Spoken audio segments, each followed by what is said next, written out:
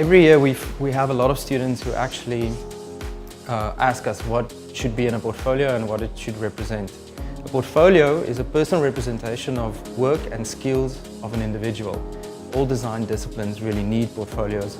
Not only does it say who they are, but it also means what they're good at, and it also means that they can focus on specific aspects such as drawing, making models, painting, other skills that they might be able to contribute to their studies in any institution. There's no real limit in the number of work or work examples that should be in or not in a portfolio. The best advice we can give any student is basically to say, prioritize the work that you've done over your entire academic career or things that you think might contribute to showcasing who you are. The most important thing is that you have a good balance between what is drawn and some handcraft work or maybe even models that you've built. If you can have a good explanation of showing all three of these technical capabilities, it makes it much easier for us to assess where you sit in relationship to the current student body. So the reason why I applied to this discipline is because I really like material exploration and I'm really passionate about architecture and spatial design. As the fact that I didn't study VA back in my secondary school, so when it's come to the portfolio, I actually do the portfolio that requested by School of Design based on the requirement. And I also bring my sketchbook to the interview because I think the sketchbook allowed the tutor to know me in a more personal way.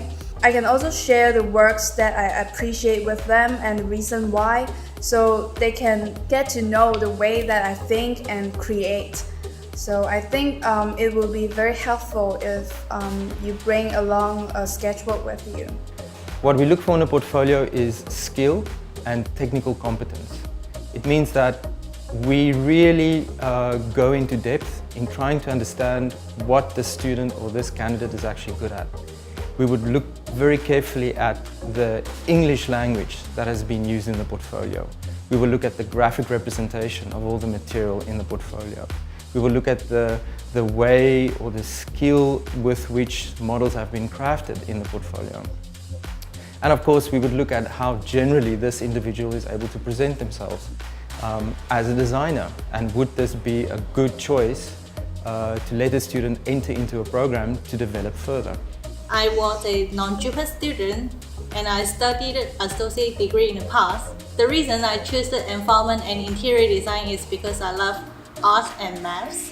So to prepare the portfolio, I put the drawings, the research and also some design sitting objects into my portfolio. Environment and interior design must have research before you design an object or architecture. My research project is a corner shop in Wan Chai. The research is enhancing my database and also it will provide a new perspective when you look in Wan Chai.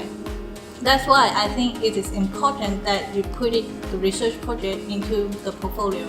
If a candidate has been shortlisted for an interview, they will be invited on a specific day to come and have a discussion with two representatives from the school. During this process, the candidate will be expected to talk or discuss work contained in the portfolio. There will be specific questions about why you did this or why you did that, or why do you prefer to work in one specific way than another. The interesting thing is during that interview is that it's very easy for us to assess if the work that is in the portfolio is of the student or candidate themselves, as well as is the candidate able to communicate in English and to transfer the ideas that they used in the portfolio to others.